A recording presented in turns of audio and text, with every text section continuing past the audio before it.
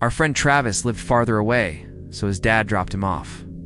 I brought my school backpack, emptied out all my books, and loaded it up with 8 or 10 rolls of toilet paper. And guess what that was for? Travis came loaded too, but with a few cartons of eggs.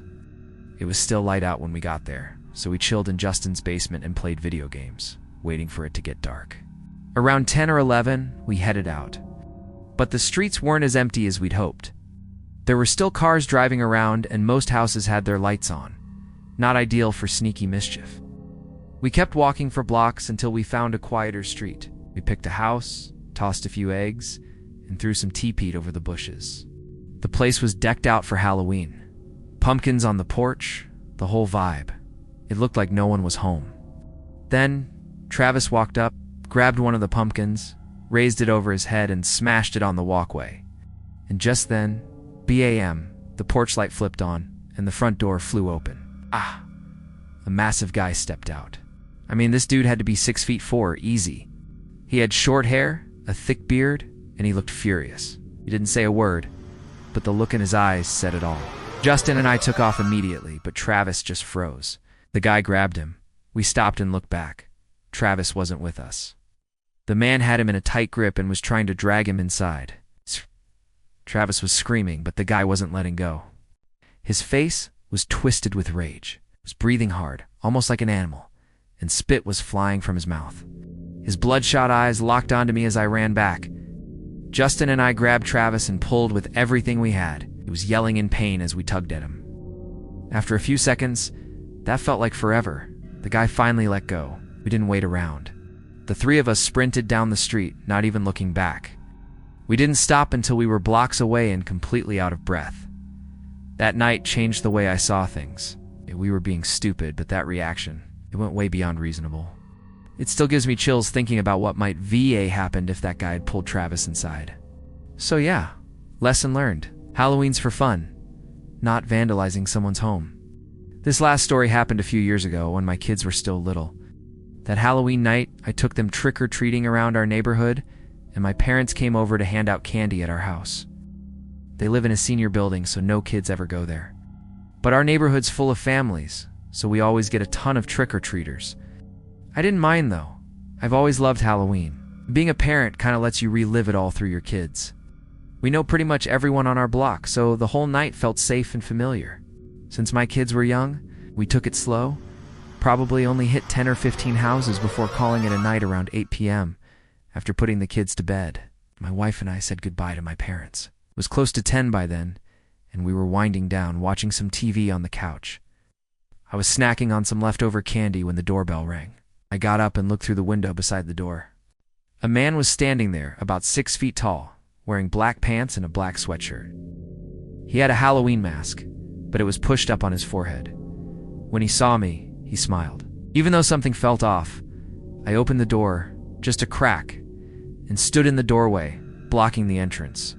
He introduced himself and said he'd been out trick-or-treating with his son. Then he asked if he could use our bathroom. I paused. "Where's your son?" I asked. "Oh, he's waiting in the car," the man said. That immediately didn't sit right with me. For one, people Dan-T usually drive to our neighborhood to trick-or-treat, unless they live way out of town. And second, it was already after 10. Tri-court treating had been done for at least an hour. So, I politely told him no, closed the door, and locked it right away. I stood there for about 30 seconds, waiting to hear him leave.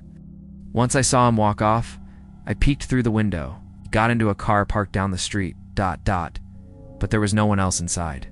No kid, no car seat. Nothing. I had a bad feeling from the start, but that confirmed it. I still don't know what he was really after. Maybe he was casing houses to rob, or maybe something even worse. But that's not something I like to dwell on. All I know is, I trusted my gut, and I'm really glad I did. It was Halloween night in 2020, and I was a senior in high school. By that point, my friends and I were way past the whole trick-or-treating thing, but we still liked getting together to celebrate. My buddy Dan lived in another neighborhood, and his parents didn't mind if we had people over, so anytime we wanted to throw a party or just hang out, his place was our go-to spot. I lived about an hour away on foot, so I usually took the bus to get there. One of the guys in our friend group, Tom, actually lived in my neighborhood, so we ended up taking the bus together. He lived just a few houses down from me, and we'd been close since like 3rd grade. Neither of us dressed up that year. I've never really been into costumes anyway. The party itself was pretty chill. Honestly, it was just a normal night. We hung out, talked about random stuff, and played Super Smash Bros. In Dan's basement. I didn't even know if you could call it a party. There were only about 7 or 8 of us. By the time we decided to head home, it was past 11, and the bus we needed had already stopped running. Since it was only about an hour walk, Tom and I figured we'd just walk home instead of bothering our parents. The walk was all on well-lit streets, and our neighborhood is generally pretty safe, so we weren't too worried. It was actually kind of a nice night. Tom and I were really good friends, so it was cool having that time to just talk and catch up. And yeah, maybe gossip a little too. Even though it was a Saturday night, the streets were basically empty. I think we only saw like 5 or 6 cars in the last half hour of walking. We were about halfway home when this brown van passed by us. It slowed down about 20 feet ahead of us. Tom and I looked at each other, kind of unsure. The van came to a stop, but we just kept walking. I was hoping it had nothing to do with us. Maybe the guy stopped for some other reason. We didn't say anything and just kept walking past it. As soon as we got in front of the van, it started moving again, but slowly, like matching our walking speed. We tried to ignore it, but then a voice came from inside. The guy in the front seat leaned out and said, "Hey guys, what are you doing out so late? Need a ride?" We kept walking.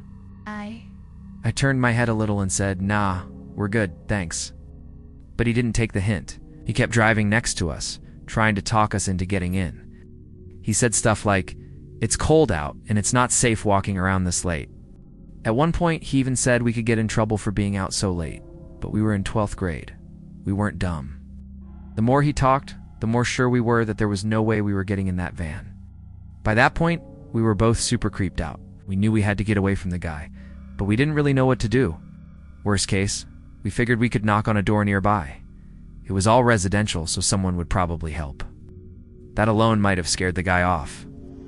But just when things were getting really tense, a police car came down the street behind us. That was super weird because cops never really patrolled our area. Usually if you saw one, it was because someone had called them. The cruiser rolled up slowly, and as soon as it got close, the van sped off. The cop pulled up next to us and rolled down his window. "Hey guys, do you know the guy in that van?" he asked. We said no, and then told him what happened. After hearing the story, he told us that he actually gotten several calls earlier in the night about a guy in a van harassing kids who were trick-or-treating. Apparently, they'd been out looking for him for a while. The officer gave Tom and me a ride home and said another cop was already going after the van. That night shook us up, but looking back, I realized it could have been a lot worse. Still wonder what would have happened if we had gotten in that van. If we were younger or more trusting, maybe we would have. Thankfully, that didn't happen. Not that night.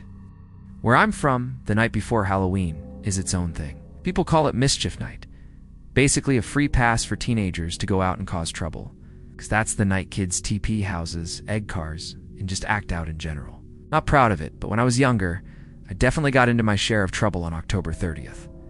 I mean, nothing major, usually just getting grounded or losing Xbox privileges. But this was a different kind of trouble. The kind that sticks with you. I was in 10th grade and had just started hanging out with a different crowd. My old elementary school friends and I had kind of drifted apart once we started high school. Our school was huge, biggest in the city, I think, and everyone kind of found their own crew. The guys I was hanging with were known for being a little wild, but honestly, they weren't bad people. We pulled dumb pranks, like sneaking into movies or prank calling teachers, but nothing crazy. So as Halloween rolled around, it was a given that we were going to do something that night. We all met up at my friend Justin's house. He lived close by, so I just walked over.